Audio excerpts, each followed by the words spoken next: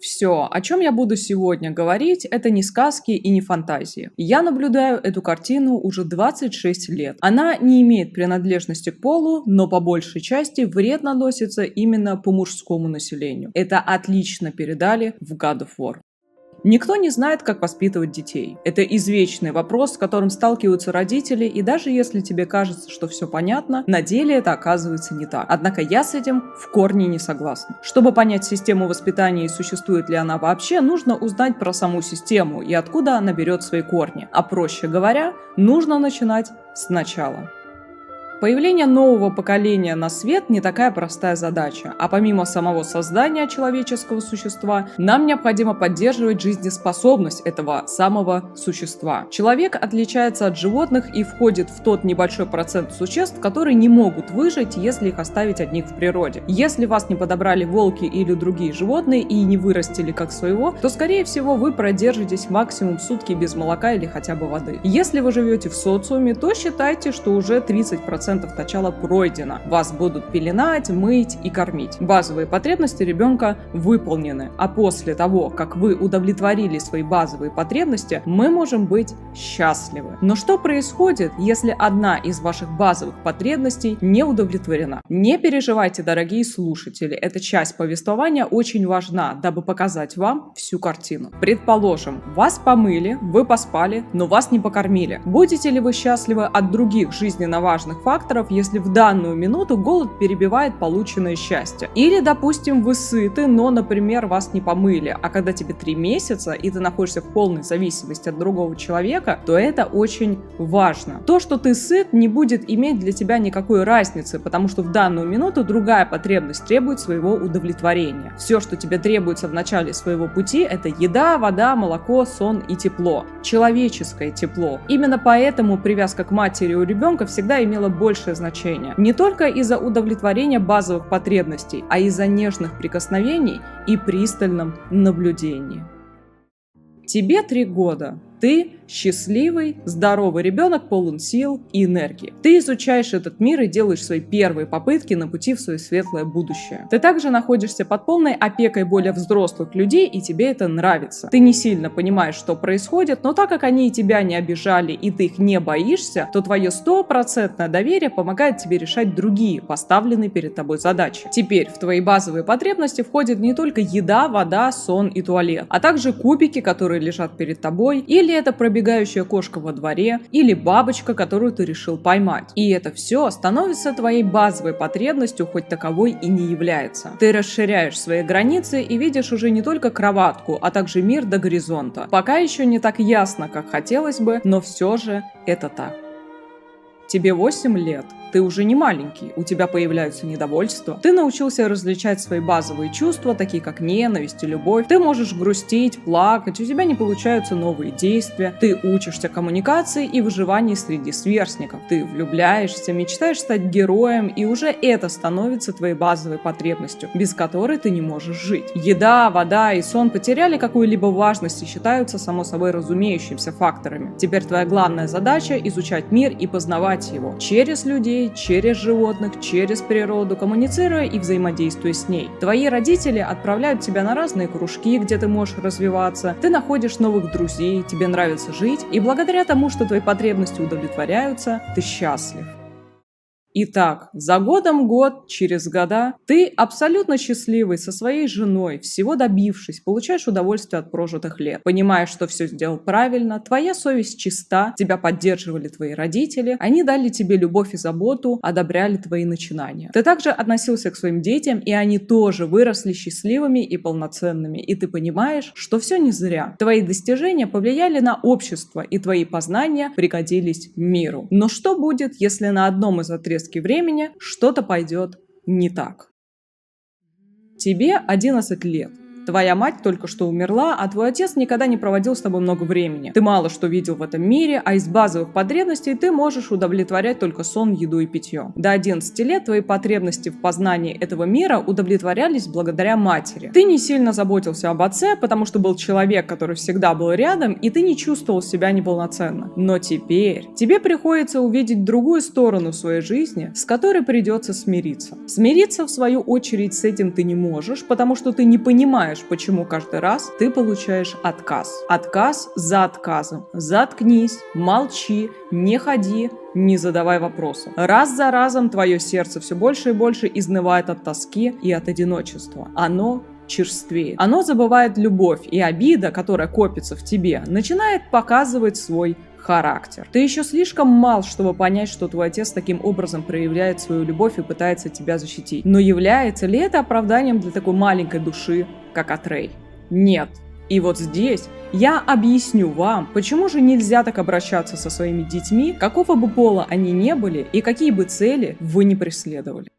Маленький ребенок не просто повторяет за вами то, что вы делаете, он начинает думать, как вы, после того, как вы благополучно рассказываете ему о своих мыслях. Вы станете для своего ребенка тем самым камнем преткновения, из-за или благодаря которому ребенок сможет вырасти либо достойным человеком, либо не будет вылезать из тюрем и прочих нелицеприятных мест. Кратос, в свою очередь, из-за своего образа жизни никогда не был чувствительным мальчиком, и его жесткий нрав осуждать категорически нельзя, потому что именно он и его месть помогла Кратосу убить Зевса и сломать всю греческую систему. Да, по пути умерли все, однако его мозг понимает, что именно эти факторы привели его к цели. В свою очередь, Кратос, который прекрасно отрывает бошки своим врагам, не склонен показывать свои чувства и не умеет видеть в людях потенциал. Каким бы кровным отцом он не был, однако кроме защиты ребенка он не может ему ничего дать. И здесь есть важная пометка. Если бы Атрей был такой же дубовый, как Кратос, то такой режим хотя бы не сломал мальчика. Атрей не стал бы в любом случае счастливым ребенком, однако он хотя бы не злился бы на своего отца и не пытался бы ему что-либо доказать. У них были бы одинаковые отношения к миру, и тем самым они были бы дружной командой. Однако в случае с Атреем все повернулось в другое русло. Атрей сильно похож на свою маму, и его тяга к информации не была понятна Кратосу. Через ответы на свои вопросы Атрей понимает этот мир глубже и также быстрее привязывается к человеку, понимая, что он его друг. Не все люди такие, однако с таким типажом отвечать на все вопросы – это обязательное условие, если вы хотите, чтобы ваш ребенок был счастлив. Кратос этого не понял и решил воспитывать по-своему, по-спартански. Тем самым мы сталкиваемся с самой распространенной проблемой с детьми – отрицание желаний ребенка и внедрение своих собственных умозаключений по поводу этого мира и полный отказ в помощи в реализации Атрея. Двери перед Атреем закрылись. Отец вводит Атрея в еще большую кабалу ненависти и непонимания путем все же каких-никаких бесед, и тем самым в голове Атрея есть полное непонимание, на какие темы со своим отцом можно говорить, а на какие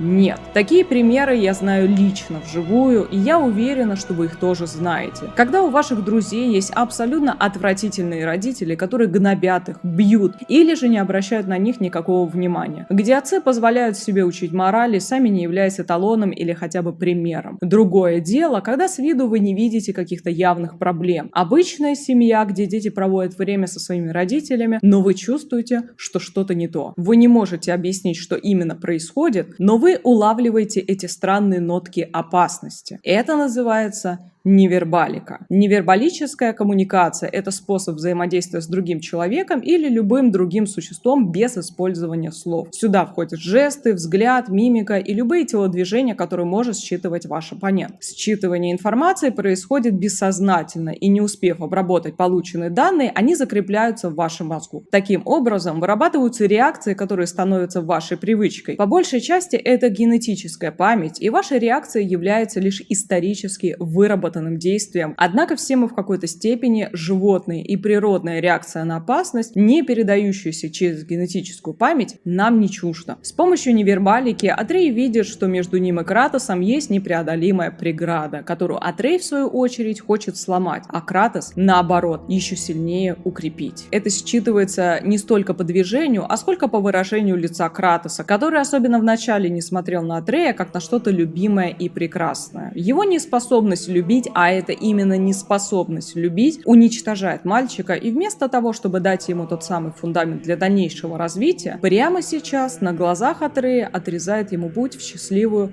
лучшую жизнь. Дело не во времени и событиях, дело в Кратосе. Его жесткость, абсолютно объяснимая, не позволяет ему пробудить в себе те самые качества, которые так сильно нужны от него Атрею. Именно по этой причине, из-за нехватки любви и поддержки, будущие люди не столь отдаленных мест закрепляют в себе четкие четкий образ ненависти либо к отцу, а если это насильники, то к матери. Конечно, не все люди, не получившие любовь и поддержку в детстве, обязательно попадут в ад на земле. У данной проблемы есть несколько форм, которые так или иначе проявят себя в недалеком будущем. Унижение своих подчиненных, высмеивание товарищей, проявление сарказма, издевательство над теми, кто слабее вас не только физически, но еще и умственно, пассивная и активная агрессия, и все это те самые проявления ненависти и обиды, которые зародились в детстве, благодаря отцу или матери, или теми, кого вы считали отцом или матерью, то есть самые важные для вас люди. Таким образом, гнобление и унижение будет переходить из поколения в поколение, пока кому-то из детей не передадутся более сильные гены, способные этому противостоять. Я видела абсолютно сломленных мужчин, не способных на сострадание. Я видела агрессивных мужчин, не способных на любовь. Я видела зажатых и потерянных мужчин, не способных на достижения. Всех их объединяет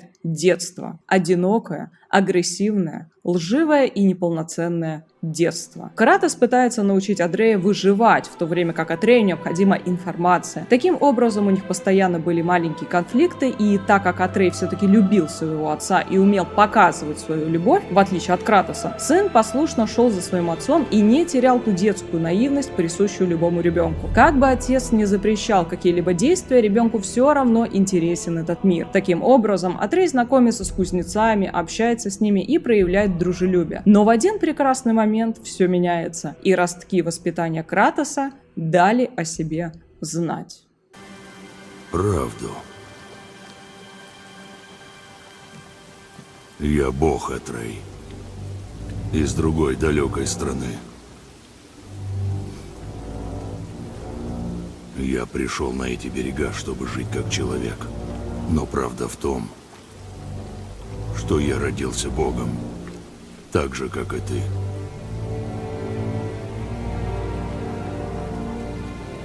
Сын, нечего сказать. Мальчика, которого душили все детство и который пытался доказать отцу, что он чего-то стоит и у него не получалось, потому что Кратос всячески игнорировал его, наконец-то перешел на темную сторону. Сказки ли это?